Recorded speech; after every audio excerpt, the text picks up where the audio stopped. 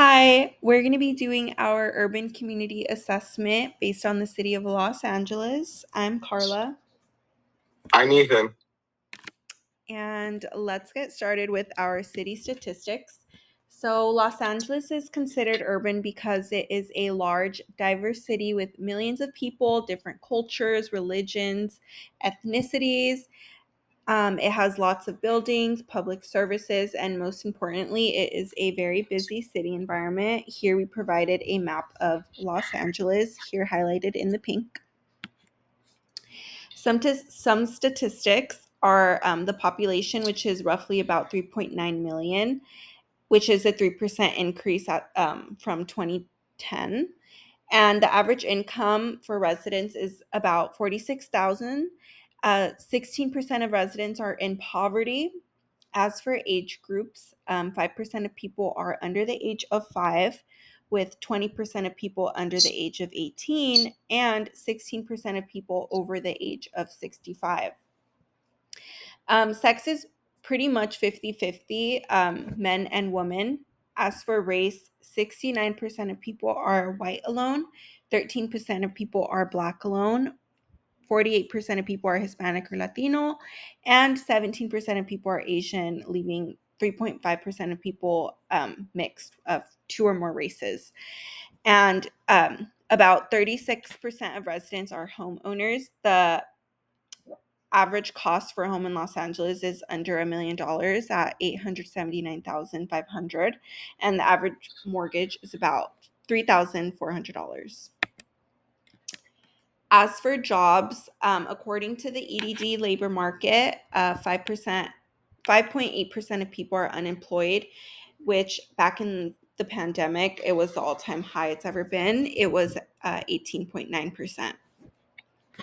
The Los Angeles Public Library offers workshops dedicated to job hunting and money management. East LA is another one. The WorkSource Center and the AJCC, people could find jobs and it's at no cost. And as for finding jobs in Los Angeles, it ranges from the service industry. You could get a job in either working at a restaurant or in retail, to working in the film, music, or fashion industry, or even doing content creation. And you could also get a job in healthcare businesses for those who have a higher education. So, taking a look at education in Los Angeles, according to the U.S. Census, LA is home to about 4 million residents. And of those 25 and up, approximately 80% hold a high school diploma, and just under 40% have a bachelor's degree, which is actually just higher than the county as a whole. Now, taking a look at those under 25, uh, next slide. We're going to be taking a look at LAUSD, which is actually the largest school district within California and serves the majority of the residents in Los Angeles. So we're going to be comparing their 2019-2020 numbers to their 2024 numbers. So we actually saw a 10% decline in cumulative enrollments, which is a better indicator for those that are actually enrolled and attending school. And that dropped to about 550,000 students. At the same time, we saw the unhoused student population explode to about 20,000 students, which is a 90% increase from 2019, 2020. We also saw the resources at school, like free and reduced price meals, being cut by about 11% to 430,000 meals. We saw schools shut down at the same time during that time. So 36 total schools have closed, and a majority of which were high schools and middle schools. So we're definitely seeing our education resources be depleted. Education is a big concern with the landscape of Los Angeles right now. So continuing on, we have the crime rates. So these are the LAPD's crime data from 2023 to 2024. So the persons crimes, which are any crime where there's a human impact involved. We saw homicides at 163 cases in 2024, which is no change from the previous year. We saw a slight decrease in cases of rape at 792 in 2024.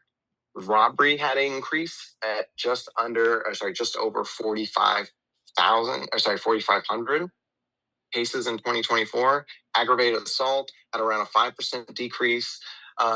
We saw property crimes, which include burglary, larceny, breaking and entering, motor vehicle theft. Some people call it grand theft auto.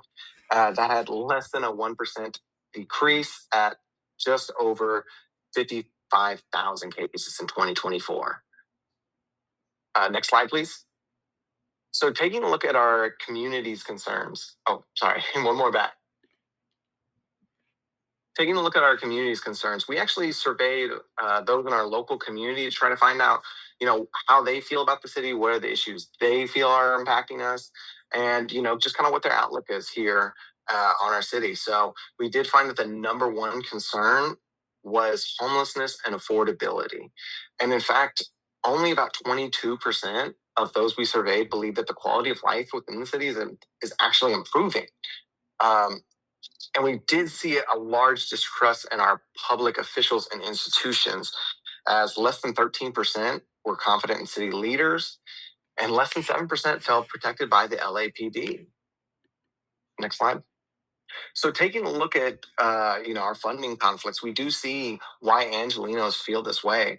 Taking a look at the LA City budget as compared to what the public submission and public views are on our funding policies. We had this really cool graph from our city controller, Kenneth Mejia. So, and this really gives us a breakdown of this conflict that we're talking about. Here in the green, we see the actual budget. And if you take a look at the first thing on the left chart is the police budget, it's literally off the charts. And compare that to the orange bar, which is what the public's views are, it's night and day. At the same time, if we look over on the graph on the right, we see housing. Again, the public wants that funded, but the actual public budget doesn't even come close. And at the same time, we see a lot of other community resources. Again, there's still conflicts there where the public isn't aligned with what's actually public policy. So moving on, Now I'm going to hand that back over to Karla. Yes, and now we're going to be talking about statistics on police violence, starting with LAPD's use of deadly force. In between 2013 and 2023, LAPD had one of the highest fatality rates in the country at 185 deaths.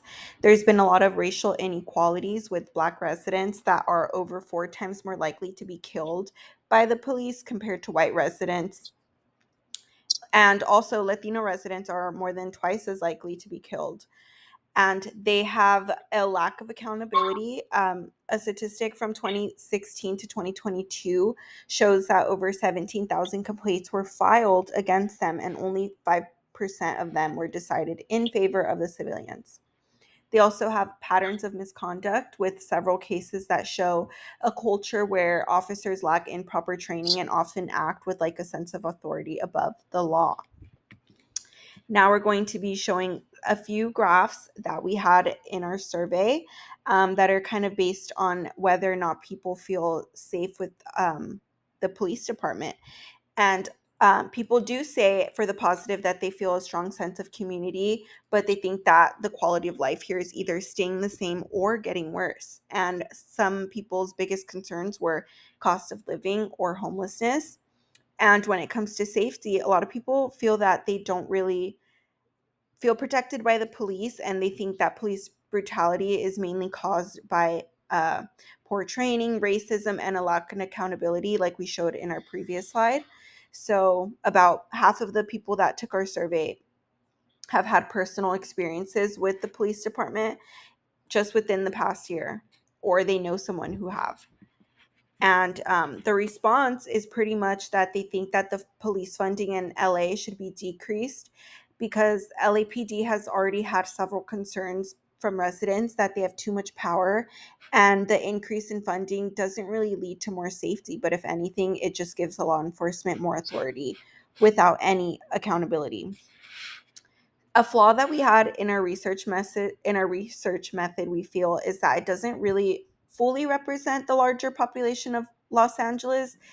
due to most people taking it, they were in similar age or social groups. So that could have led to like a bias in the results that we got.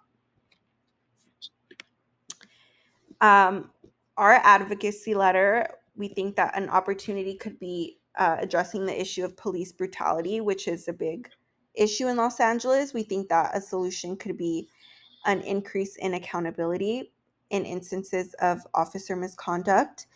We would like to see stricter de escalation training practices and have police bear the cost of civil lawsuits because taxpayers are paying those, not them. And we would like to reallocate city funds from police budgets to other vital public resources. And we think that all of this can really help build the community to become safer and healthier if we make officers responsible and train them properly and reallocate some of those funds. And so uh, we're going to be addressing our letter to two main stakeholders and applying the pressure to Mayor Karen Bass, who is in charge of city budget and the allocation of resources. We have our information right there on the slide. And then the second person that we want to focus on is actually our city attorney, Heidi Soto, who's refused to hold officers accountable time after time when they break the law and violate the rights of our citizens here in Los Angeles, contributing to that culture that we just talked about. Anyways, we have our references on our next page. And we wanted to thank you just so much for listening to our presentation. Again, we put in a lot of hard work, so thank you for viewing our presentation and giving us some feedback. Thank you.